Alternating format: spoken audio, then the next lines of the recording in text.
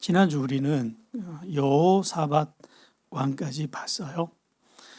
근데 여호사밧 왕이 그 가장 큰 실책이 뭐냐면 이세벨이 딸 아달랴를 자기의 아들 여호람과 결혼을 시킨 사건입니다. 이는 지극히 인간적으로 보기에 좋은 일을 했던 사건이에요. 이 사건 때문에 이 하나님의 나라가 정말 크게 흔들립니다. 얼마나 끔찍한 그 큰 재앙이 임하는지 우리 오늘 그걸 보는 시간 가지겠습니다. 여러분, 그 인간적으로 좋은 것이 늘 좋지는 않아요. 인본주의적으로 나가면 우리는 인간들끼리는 좋을 수 있어요. 여호사밧 왕도 그 선택을 했다는 거예요. 분명히 아합 집안과 자기들의 집안은 하나님을 섬기는 집안과 바알을 섬기는 집안이기 때문에 영적으로 다르다는 걸 분명히 아는데 이 우상 숭배에 충만한 여인을 자기 집안에 들였다는 거예요. 평화롭게 살기 위해서. 인간적으로 계산하면 서로 남북 간에 전쟁이 안 일어나고 혼인 동맹으로 발전하면 얼마나 좋습니까? 지극히 인본주의적인 생각 때문에 이런 선택을 했다는 거예요. 그 후과가 얼마나 큰지를 오늘 보는 시간이 될 거예요. 이 아달랴는 정말 악한 여자예요. 처음부터. 그러니까 이 여호람을 뒤에서 충동질 해가지고 무슨 짓거리를 하냐면 반역을 일으킵니다. 원래 정식 승계 절차대로 하면 여호람은 왕이 될 수 없는 사람이에요. 그걸 알아요, 이 사람이. 그러니까 아달랴도 그걸 아니까 반란을 일으켜서 여호사밧 왕이 죽기 4년 전에 이미 그 궁전안의 세력을 규합을 해가지고 왕의 자리를 빼앗았어요. 그리고 섭정을 시작했습니다, 이 사람은. 그래서 4년 전부터 섭정을 하다가 여호사밧 왕이 죽은 다음에 정식 왕의 자리로 들어섭니다. 그렇게 하는 바람에 여호람이 이 유다 나라의 왕이 됐어요. 그런데 문제는 어디서부터 시작됐냐면요, 이 여호람 왕이 하나님을 믿지를 않는다는 거예요. 왜? 이미 그 사람의 마음은 누구에게 장악이 됐냐면 아달랴에게 장악이 됐거든요. 그래서 이 사람은 이미 바알을 섬기는 사람이에요. 그러다 보니까 이 사람은 어떤 이렇게 정신적 질병을 만나냐면요, 여러분, 하나님을 안 믿으면 인간이 반드시 걸리는 정신적 질병 하나가 있어요. 그게 뭐냐면 평안을 잃어요. 이건 뭐 이렇게 우리 주장이 아니고 그럴 수밖에 없는 이유를 우리가 알아야 됩니다. 왜 하나님을 안 믿으면 불안하고 평안을 잃을 수밖에 없냐면, 여러분, 평안이라는 게 모호하게 생각하고 복잡하게 생각할 거 없습니다. 굉장히 단순해요. 우리 몸은요, 언제 편안함을 느끼냐면요, 어떤 굉장히 단단한 물체에 기댈 때, 벽에 기대거나 뭐 이렇게 단단한 바닥에 누워 있을 때 몸은 편안함을 느끼잖아요. 그래야 안전감을 느낍니다. 마찬가지예요. 마음이라는 것도요, 어떤 굉장히 크고 강한 자에게 기댈 때, 그때 안정감이라는 걸 느껴요. 그게 평안이라 그래요.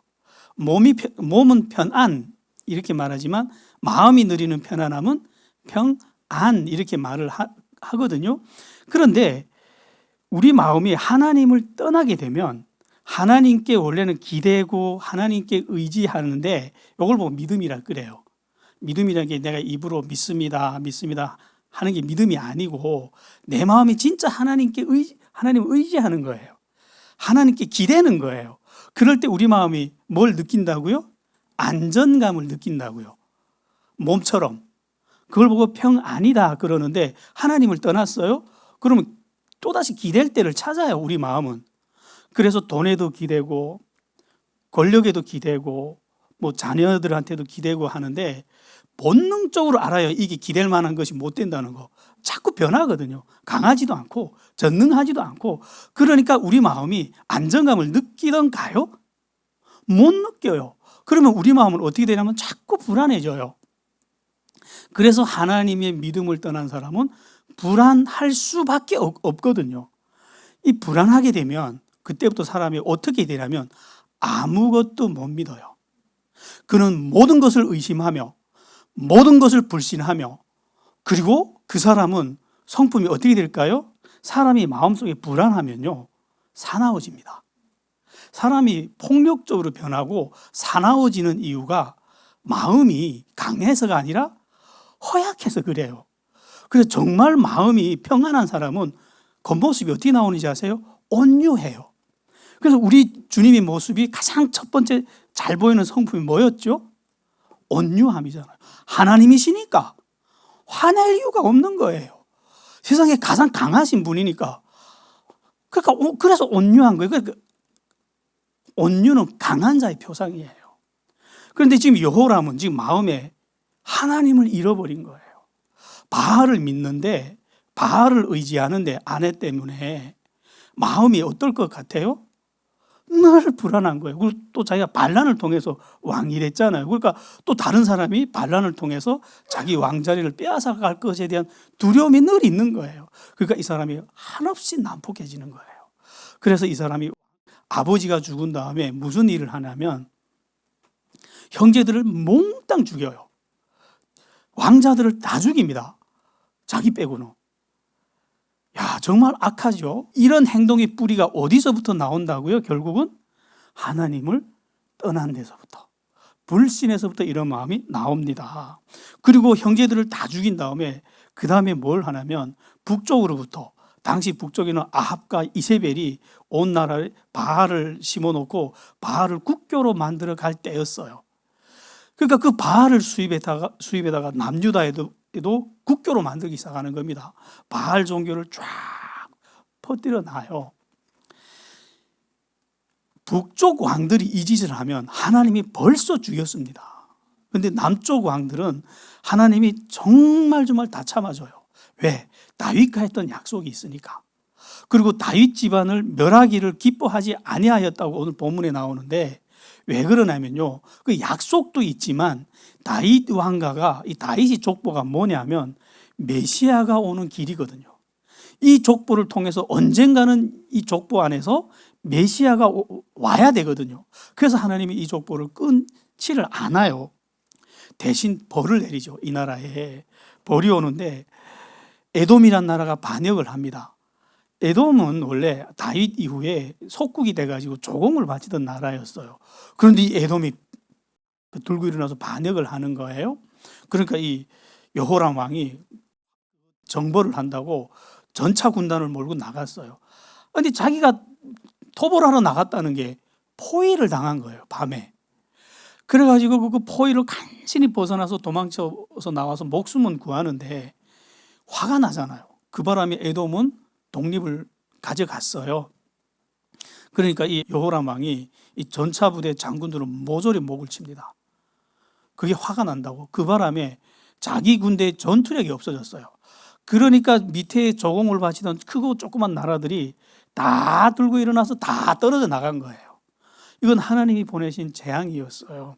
그런데 여호람 왕은 돌아서지 않아요. 온 나라에 더욱더 바알 신앙을 확산시켜 나가는 거예요.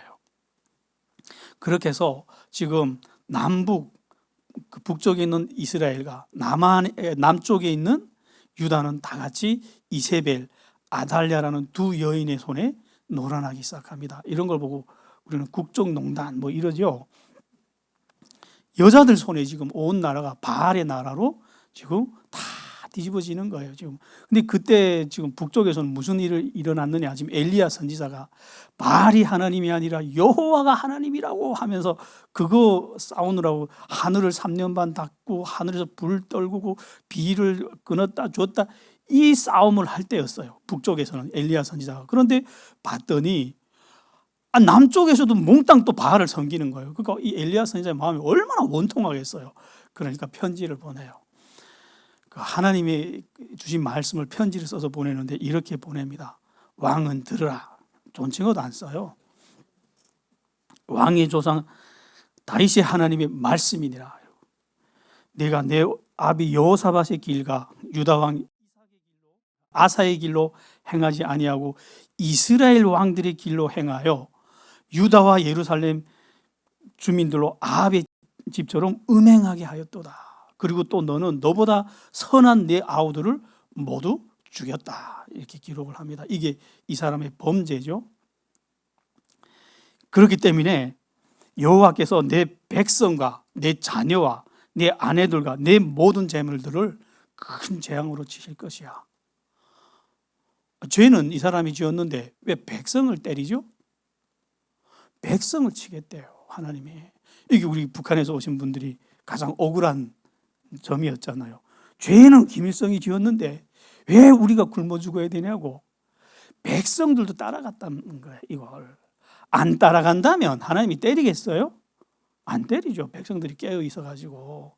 그래서 백성과 그 아내들과 자녀 다 치겠대요. 그리고 너는 이렇게 말씀합니다. 너는 창자의 중병이 들고 그 병에서 벗어나지 못하리라. 너는 창자가 다 빠져나올 거야. 이렇게 무서운 저주를 받았어요. 이 예언이 있은 다음에 곧바로 전쟁이 일어납니다. 블레셋 나라가 쳐들어와요. 원래 블레셋은 사울 때까지는 이 유다를 막 괴롭히던 나라인데 다윗 왕 이후부터는 이 유다가 국력이 강해져 가지고 공격을 못하던 나라였어요.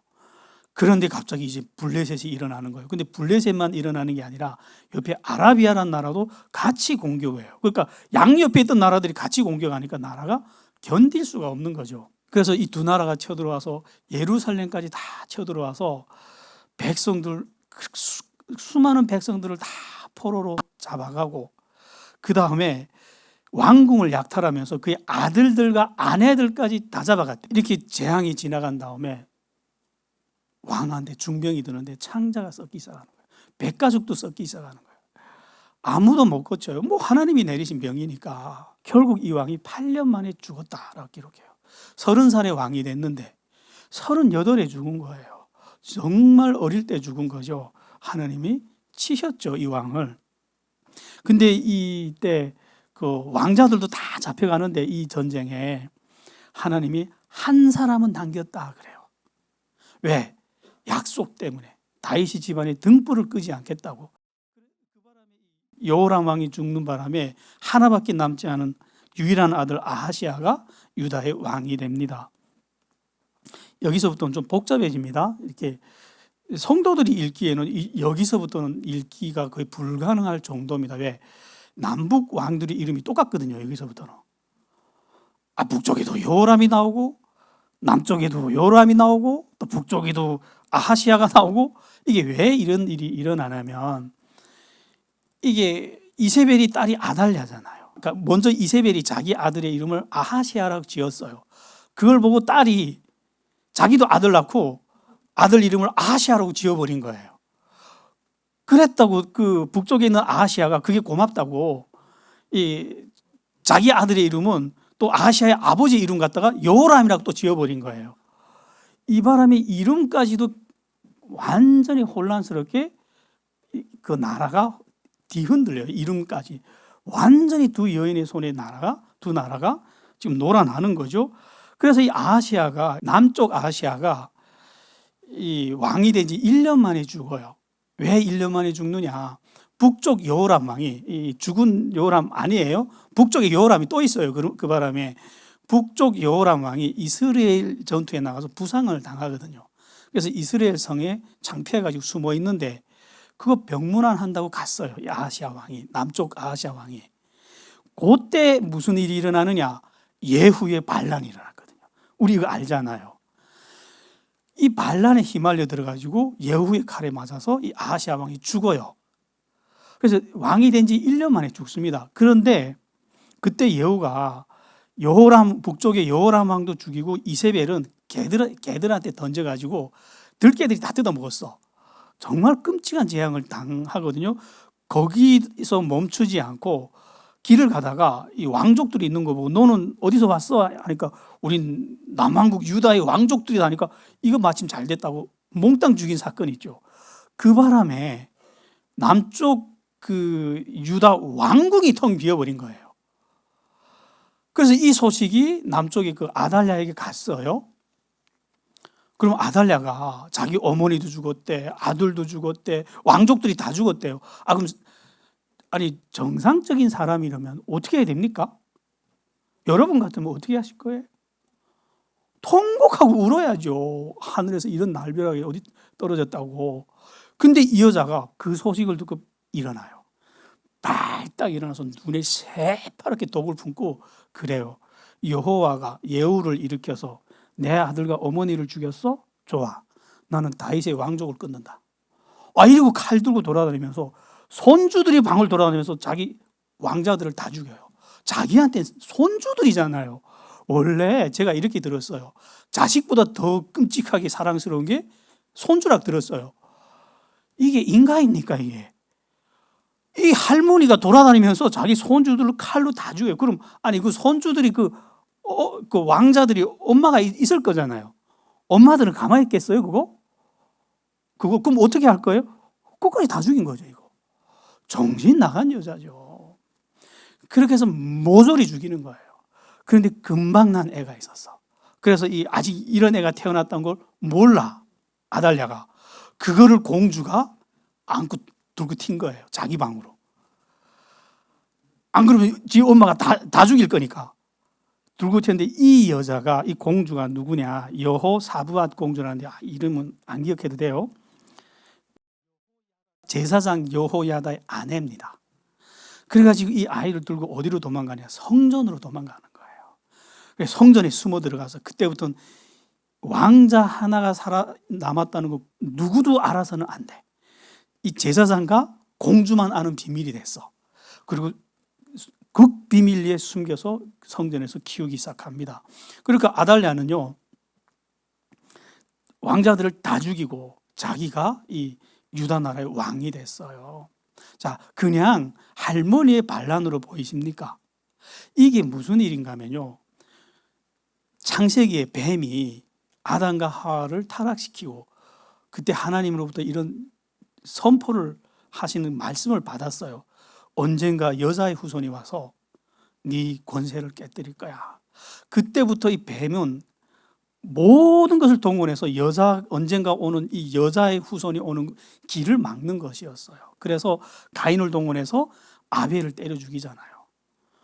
아벨이 자기 말 안 들으니까 저거의 후손을 타고 이제 여자의 후손이 오겠구나 이렇게 해서 죽이고 그 후부터 계속해서 이 의인들을 타락시키고 죽이고 이러는데 이 다윗의 왕족만은 건드릴 수가 없었어요. 왜?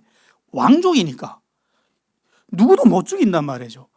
그러다가 자기 사람을 집어넣는 데 성공한 거예요. 이 문을 열어준 게 누구라고요? 여호사밧 왕인 거예요. 인간적으로 좋은 걸 쫓아가다가 야 우리 두 집이 싸우지 말고 우리 두 왕조가 싸우지 말고 서로 우리끼리 친하게 지내자 하고 그 바알을 섬기는 여자를 들어오는 바람에 뱀 한 마리가 이 다윗 집안에 들어온 거예요. 그게 때를 만나가지고 왕자들을 싸그리 죽은 거예요. 그게 뭐냐? 여자의 후손이 오는 길을 끊어버린 거예요. 아달랴는 그렇게 믿었죠. 자기가 뱀의 뜻을 이어받아서 이거를 이루어냈다고. 이제 다윗의 왕족은 끝났다고 믿었죠. 그 다음에 아달랴는 뭐 하냐면 여호와의 성전을 부셔버려요. 여호와의 성전 안에서 진행하던 모든 행사 다 왕권에 의해서 금지당했고 그리고 성전 안에 있는 기물들은 다 꺼내다가 바알 신전으로 가져가서 바알을 예배할 때 쓰기 시작하는 거예요. 그리고 레위인들과 제사장들은 박해받기 시작했고 선지자들은 은밀하게 살해당하기 시작했습니다. 나라가 이렇게 뒤집어진 거예요. 그리고 바알 종교가 국교로 자리 잡기 시작하는 거예요. 이렇게 해서 6년이 지납니다. 유대인들이 좀 말 안 듣기로 유명한 족속이거든요. 하나님 말도 안 듣는 사람이 아달랴 말은 왜 이렇게 잘 듣냐고. 지금도 하나님 말씀 안 듣잖아요. 유대인들은. 왜 아달랴가 통치를 하는데 이 아달랴는 유대인도 아니잖아요. 외국에서 온 여자예요. 근데 왕이 됐단 말이에요. 근데 왜 저항을 못했냐면요. 희망이 없어진 거예요. 왕족을 다 죽였으니까 이 여자가. 저희 반란을 일으켜서 저 여자를 죽인다 해도 그럼 누가 왕이 될 건데? 그럼 또 서로 자기가 왕이 되겠다고 해서 나라가 완전히 복잡해지잖아요. 그래서 대안이 없으니까 사람들이 희망이 없어진 거예요. 그리고 참는 거예요. 참고 있는데 6년이 지나니까 이 대제사장 여호야다가 6년 후부터 일을 시작하는 거예요. 성경에는 이렇게 기록되어 있습니다. 가리 사람들의 백부장을 귀합했다. 그래, 이게 무슨 말이냐? 가리 사람들, 이 사람들이 그 왕궁에 있는 그 신이 됩니다. 우리로 말하면 호위병들이에요. 이 사람들이 어디서 또 나오냐면 아도니아가 반란을 일으켜서 솔로몬 대신 자기가 왕이 되려고 했잖아요. 그때 솔로몬 왕을 호위해서 나가서 솔로몬을 왕으로 만들었던 그 세력이 이 사람들이에요. 늘 지금도 뭐 중동 아프리카 쪽에 가면 왕의 그 호위병들은 자기네 나라 족속으로 안 한대요. 그래서 북한이 그걸로 돈을 번다 하더라고요. 이 호위 그 무사 시장이 북한이 가장 돈 잘 번대요. 북한에서 그 태권도 잘하는 군대들을 수출을 해서 왕족들을 보호해주는 그 일을 한다 하더라고요. 지금도 그렇대요. 그것처럼 이때 이방인들을 가지고 이렇게 늘 왕을 호위했는데 문제는 이 가리 사람들이 그렇게 하나님께 경건했다는 거예요. 이 사람들이. 그러니까 이 가리 사람들이 왜 여호야다 제사장에게 오냐면 왕자가 살아있어. 이 소식 들은 거예요. 마지막 왕자가 살아있어. 요아스 왕자가 살아있어. 이 소문을 가지고 백부장들도 오는 거예요. 한 명 한 명 오다가 족장들도 포섭을 했어요. 다윗의 그 집안에서 왕자 한 명이 살아나와서 했을까? 정말 한번 보자 이래가지고 성전에 다 모인 거예요. 성전에 모여들어서 정말 어디 있어 하니까 여호야다 제사장이 7살짜리 요아스 왕자를 데리고 나와서 그러는 거예요. 이분이 요아스 왕자다 하니까 다들 울어요. 야, 이제 우리나라에 희망이 없다고 생각했는데 왕자가 살아있잖아요. 그럼 이제 희망이 생긴 거잖아요. 예로부터요, 왕의 자녀가 한 명이라도 살아있으면 그 나라는 살아있는 거예요, 이거. 그러니까 이 여호야다 제사장이 그래요. 하나님의 뜻은 다윗의 집안이 이 나라의 왕이 되는 거야. 우리는 이 요아스 왕에게 기름을 부어서 왕으로 만들 거야. 이제부터는 반란이죠. 무시무시한 일이죠. 그렇기 때문에 너희는 이제 레위인들을 무장을 시켜요. 레위인들을 무장시키고 성전을 지키게 해서 레위인 아닌 사람들 들어오면 다 죽여라 이렇게 된 거예요. 왜? 왕자가 살아있다는 소식이 바깥으로 나가면 아달랴가 가만히 있겠습니까? 온 나라 군대 다 동원해서 데려오는 거죠. 그리고 은밀히 나라의 소식을 전하는 거예요. 사람들한테. 왕자가 살아있어. 왕자가 살아있어 해서 사람들이 안식일 날이 되니까 다 솔로몬 성전으로 모여요. 왕자가 살아있다는 소식을 듣고 사람들이 새까맣게 모였을 때 먼저 군대들이 나와서 이렇게 경계선을 치고 그 다음에 여호야다 제사장이 왕자를 데리고 나오는 거예요. 그 사람들한테 이렇게 선포를 합니다. 모두 들으라. 이분은 다윗의 후손 요아스 왕자다 하니까 백성들이 다 같이 와 하고 한호를 부리고, 그러니까 이 백성들 앞에서 이제부터 이 나라 왕은 요아스 왕자다 하고 이 왕자에게 기름을 부어요. 그리고 왕의 왕관을 씌워주고 그 율법책을 이렇게 하사해요. 또 왕으로 선포를 합니다. 그러니까 백성들이 성경에 이렇게 기록이 됐어요. 백성들이 막 환호하고 요아스 왕 만세를 부르면서 악사들은 악기를 울리고 사람들은 노래를 부르고 춤추고 하니까 얼마나 떠들썩했겠습니까? 그러니까 왕궁에서 아달랴가 이 소식 들은 거예요. 그래서 아달랴가 자기 호위 군대를 이끌고 와서 봤더니 반역인 거예요. 그러니까 아달랴가 반역이다 하고 이것들이 반역을 하느냐 하는데 주변에 봤더니 자기 군대가 하나도 없어. 이미 여호야다 제사장이 다 자기 사람으로 만들어 놓은 거죠. 이 준비가 끝났으니까 이렇게 반란이라는 걸 하는 거죠. 그래가지고 이 여자를 성전에서 죽이지 마라. 밖으로 데리고 나가서 죽여라 해서 거기서 이 아달랴 왕을 죽입니다. 처형을 하죠. 그리고 이 나라 백성들을 몰고 어디로 가느냐? 바알 성전으로 가서 바알 성전 다 부셔놓고 바알 제사장들을 다 죽이고 그렇게 해서 다시 나라를 회복을 합니다. 그 이야기가 지금 나오는데 이렇게 해서 여호사밧 왕이 실책이 하마터면 나라를 바알에게 빼앗길 뻔했다가 하나님의 은혜로 다시 회복을 했다라고 성경은 기록을 합니다. 여러분 어떻게 생각하십니까? 인간적으로 좋은 것이 과연 좋은 것입니까? 여호사밧 왕이 정말 경건했던 왕이에요.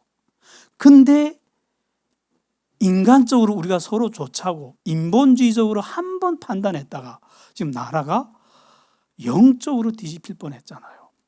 메시아가 오는 길이 잘라질 뻔했어요. 그걸 정말 하나님의 은혜로 다시 회복을 했습니다. 그렇게 해서 이렇게 요시아가 왕이 됐는데, 문제는 이 사람이 7살이에요. 7살이 뭘 나라를 통치합니까? 그러니까 그때부터 이 여호야다 제사장이 섭정을 시작합니다. 그래서 이 제사장이 섭정을 시작하면서 사실상 왕 노릇한 거죠. 이 왕이 이렇게 성장할 때까지. 그래서 제일 먼저 한 일이 뭐냐? 이분이 아달랴 왕에 의해서 솔로몬 성전이 다 파괴됐잖아요. 그 파괴된 성전을 회복하기 시작합니다. 온 나라 사람들한테 성전세를 거두기 시작해요. 근데 성경에는 이렇게 기록됩니다. 백성들이 기쁜 마음으로 와서 이 세금을 내서 막 넘치도록 들어왔대요. 그래서 돈이 얼마나 많이 들어왔는지 그걸로 성전 안에는 금그릇, 은그릇, 기물들까지 다 장만해서 다시 성전을 회복했다라고 기록을 합니다. 그렇게 해서 이 여호야다 제사장이 살아있는 동안에는요, 정말 하나님 앞에서 경건하게 나라를 이끌어 갑니다. 그리고 이분이 나이가 130세가 돼서 죽습니다. 근데 이분이 죽으니까 이분은 제사장이잖아요. 백성들이 이분의 시체를 왕들의 묘실에 넣었다라고 기록을 해요. 사실상 뭘로 죽었죠? 왕으로 죽은 거예요, 이 사람이. 그 다음에 요아스 왕이 성장했으니까 요아스 왕이 나라를 인수받아가지고 다스리는데, 이 왕이 어려서부터 교육을 이 제사장, 성전에서 성장했고 제사장으로부터 이렇게 교육받으면서 성장을 했잖아요. 그럼 경건해야 되잖아요. 발랑 뒤집혀요. 제사장이 죽으니까. 그리고 나라를 다시 바알의 나라로 만들었다는 거예요. 성경은 이렇게 기록합니다. 그 밑에 방백들이, 우리로 말하면 장관들이 달려들어서 이렇게 말을 했대요. 이제는 여호야다 제사장도 죽었으니까 여호와 하나님을 섬기지 말고 바알을 섬깁시다. 왜냐? 온 세상이 바알을 섬기는데 우리만 뒤처질 수 없지 않습니까? 온 세상이 지금 유행이 지금 바알인데 그러다가 우리만 왕따 당합니다. 그래가지고 이 사람이 바알을 섬기기 시작했다. 그러니까 하나님이 계속 선지자들을 보냅니다. 근데 안 들어요. 그러다가 마지막에 하나님이 누구를 보내냐면 스가랴 선지자를 보냅니다. 스가랴가 누구냐? 여호야다 제사장의 아들이에요. 어릴 적에 이 요아스 왕하고 같이 성장했어요. 소꿉친구입니다. 그러니까 이 왕의 입장에서는 스가랴 선지자는 자기 생명의 은인의 아들이자 스승의 아들이고 자기 친구예요. 그런 사람이 하나님 말씀 들고 오니까 들어야 되잖아요. 안 들어요. 그것도 안 들어요. 그러니까 스가랴 선지자가 너무 원통하니까 백성들한테 나가서 외쳐요. 어떻게 외치냐면 여호와께서 말씀하셨다. 들으라. 너희가 어찌하여 여호와의 명령을 거역하느냐. 너희는 번영하지 못할 거다. 너희가 여호와를 버렸기에 여호와께서도 너희를 버리실 거야. 이렇게 막 하나님 말씀 선포하니까 나라가 양분이 됩니다. 절반은 여호와를 섬기자 하고 절반은 바알이 좋은 거야. 막 나라가 뭐 좌판이 우판이 갈라져 가지고 막 복잡해지니까 왕이 가만히 있겠어요? 지금 바알을 국교로 만들어 가고 있는데, 그래가지고 이 스가랴 선지자를 죽이는데 성전과 제단 사이에서 죽였다라고 기록해요. 무슨 말인지 아세요? 이게 무슨 말이에요? 하나님의 면전에서 죽였다라는 말이에요. 이 스가랴 제사장이 돌에 맞아 죽으면서 이렇게 기도를 합니다. 여호와께서 이 일을 살펴보시고 갚아주옵소서. 너무 원통해가지고. 자, 하나님이 갚아줬을까요? 이 선지자의 원한을? 하나님이 그때 이 사건을 얼마나 아프게 받았냐면요. 이 사건이 있은 1000년 후 무슨 일이 일어나냐면 예수님이 이 예루살렘에 와요. 예수님은 마지막 선지자로 왔거든요. 예수님의 말씀까지 안 들으면 이 예루살렘은 완전히 하나님의 끔찍한 재앙을 받게 생겼단 말이에요. 그래서 예수님이 수많은 기적과 수많은 말씀을 하면서 돌아오라. 이제 돌아오면 하나님이 나라를 줄 거야. 천국이 가까이 왔어. 돌아오라. 그렇게 말씀했는데 이렇게 예루살렘은 안 돌아와요. 그러니까 그 마태복음 그 24장에 보면요. 결국 예수님도 이 성을 저주를 하면서 뭐라고 말씀하시냐면요. 아벨부터 스가랴까지 의로운 선지자들이 피가 이 세대에 몽땅 들이부을 거야. 그러니까 하나님이 그 아벨 때부터 이 스가랴 선지자까지 그 억울하게 죽어간 선지자들이 그 원한을 다 하나님 참다가 어디에다 부었다고요? 예수님 때 예루살렘에 쏟아 부었다는 거예요. 그래서 예루살렘이 얼마나 참혹하게 멸망했는지는 우리가 알잖아요. 그렇게 참혹하게 멸망당한 도시는 성은 없어요. 근데 한 가지 질문 좀 할게요. 내가 나쁜 짓 하면 1000년 후에 내 후손들이 재앙을 당한대요. 무섭습니까? 이래서 안 무서워해요. 인간들이 하나님의 심판을. 하도 천천히 오니까. 그래서 실제 그 히스기야 왕도 그래요. 너 이제 혼날 거야 하니까 괜찮아. 내가 죽은 다음에 올 건데 뭐. 왜 이러죠? 그러면 이 심판이 과연 공정합니까? 여기 누군가 죄를 지었는데 이제 1000년 후에 이 사람의 후손이 재앙을 받아서 뭐 안 좋은 일을 당한다면 누가 무서워합니까? 왜 그럴까요? 저는 성경 읽을 때 이 부분이 가장 난해했어요. 근데 읽다가 깨달았습니다. 저는 왜 하나님이 이렇게 역사하시는지. 왜? 우리는 안 죽거든요. 1000년 후에도 우리 걱정 마세요. 살아 있습니다. 그래서 당할 때 우리가 지은 죄악 때문에 1000년 후에 우리 자손들이 당할 때 우리는 안 당할 것 같습니까? 지옥에서. 이래서 하나님 심판이 무섭다는 거예요. 죄는요 사라지지 않아요. 반드시 대가를 치르기 전에는 사라지지 않습니다. 여러분, 이건 만고불변의 진리입니다. 하나님도 이 진리를 거역하지 않았어요. 그래서 우리 죄를 없앨 때 어떻게 없앴죠? 그냥 내가 너희를 사랑하니까 없던 일로 하자 이랬나요? 우리 죄를 어떻게 처리하셨어요? 자기 아들한테 들이부었잖아요. 예수님이 대신 다 당하고 지옥까지 떨어져 줬잖아요. 그렇게 해서야 없앨 수 있었다고요. 우리 죄를. 죄는 그 자체로 저주라고 그래요. 안 들키는 죄는 없으니까. 이 인간들이 모를 뿐이지 하나님 앞에 가면 다 백일하에 드러난대요. 그리고 이게 차곡차곡 쌓였다가 결국은 나온대요. 이봐요.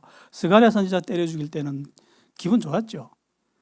그런데 아이고 뭐 1000년 후에 있을 일, 1000년 후 이 사람들 지금도 가면 있어요. 이 사람들 다 당한대요. 다 당합니다.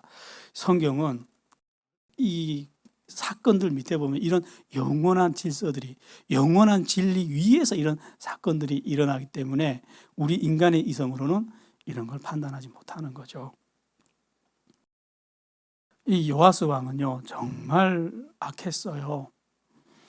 이 자기 스승의 그 아들 선지자를 죽이고도 모자라서 그 길로 칼을 들고 누구를 죽이냐면 제사장 여호야다의 모든 아들들을 다 죽였대요. 백성들이 경악을 했죠. 저게 인간이 어떻게 저럴 수 있냐. 자기 은인인데. 성경에 보면요 은혜를 원수로 갚은 자의 집에는 칼이 끊이지 않으리라 이렇게 기록해 그대로 임해요. 그 다음부터 이 집안에 칼이 들어오기 시작하는데 아람 군대가 쳐들어와요. 여러분 우리가 지도 봐서 알겠지만 아람이란 나라는 유다보다 국력이 턱없이 작은 나라예요. 그런데 아람 군대를 못 이기는 거예요. 아람 군대가 얼마나 잘 싸우는지 하나님이 도우셔요. 완전히. 그래가지고 예루살렘까지 점령했다 그래요. 그래서 그 천의 요새 예루살렘까지 점령해서 이 사람들을 죽이는데 그 바알을 섬기자고 선동했던 방백들을 끔찍하게 죽이더래요. 그리고 이 나라 안에서 보물들을 털어가는데 원래 유다 하면 하나님이 계속 거듭거듭 복을 줘서 이 보물이 많은 나라로 유명한 나라예요. 그래서 보물들을 깨끗이 털어갔단 말이죠. 이게 또 온 세상에 소문이 났어. 그래서 야 아람이 그러니까 깨구리만한 나라가 항소를 만한 나라를 공격해서 돈을 엄청 가져왔다고 소문났으니까 주변 나라들이 야 이게 웬 떡이냐 이렇게 돼가지고 사방팔방에서 달려들어서 나라를 뜯어가기 시작하는데 완전히 넝마 쪼가리처럼 나라가 갈기갈기 찢겨나가기 시작했다 그래요. 그러니까 백성들이 이 악하고 어리석은 왕 때문에 이 나라가 이렇게 됐다는 걸 아니까 무슨 일이 일어나냐면 요사갈과 여호사밧이라는 사람이 일어납니다. 이 사람들이 가서 왕을 죽이는데 반란이 아닙니다. 이거는 왕을 죽이는데 이 나쁜 놈 이러고 죽이는 게 아니라 제사장 여호야다의 아들들이 이름으로 죽여요. 너는 살면 안 된다고 죽이는데 그러니까 왜 죽였냐? 이 어리석은 왕으로부터 나라를 구하려고 이 사람들은. 그래서 성경이 이 사람들을 굉장히 특이하게 대우를 해요. 이 왕을 죽였으면 나쁜 사람들이잖아요. 이름을 기록해줘요. 원래 성경에서 악한 자들은 이름 안 기록하거든요. 이름을 기록해줘. 그리고 이 사람들이 왕을 죽이고요. 도망도 안 가요. 거기 앉아 있어요. 뭐죠? 자기들은 자기 목숨을 내대서 나라를 구하겠다는 거죠. 그래서 사실 이 요아스 왕의 아들이 다시 왕이 돼서 이 두 사람을 죽이긴 죽이는데 가족들은 죽이지 않았다라고 기록합니다. 왜일까요? 원래 왕을 죽인 족속은 고대 시기에 어떻게 했어요?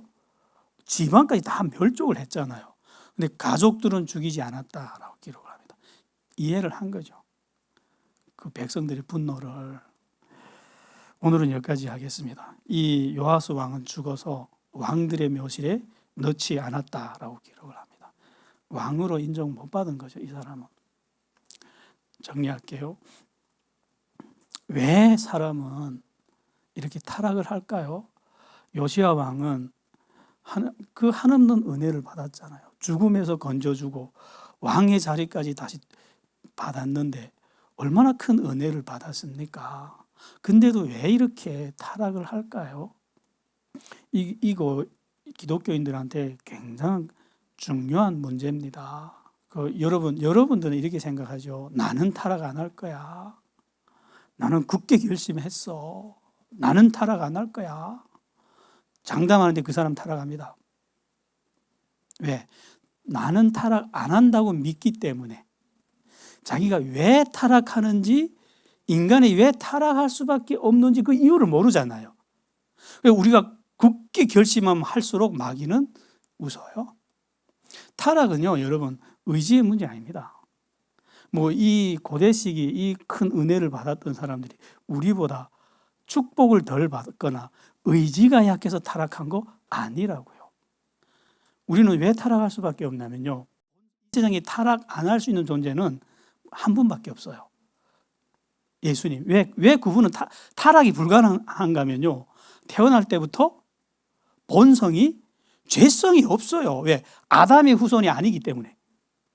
근데 우리는 다 같이 아담의 후손이기 때문에 본능적으로 죄성을 갖고 태어났단 말이에요. 근데 그냥 도장만 찍어줬어요. 하나님이 우리한테. 너는 내 아들이다. 껍데기만 하나님의 아들이라고요.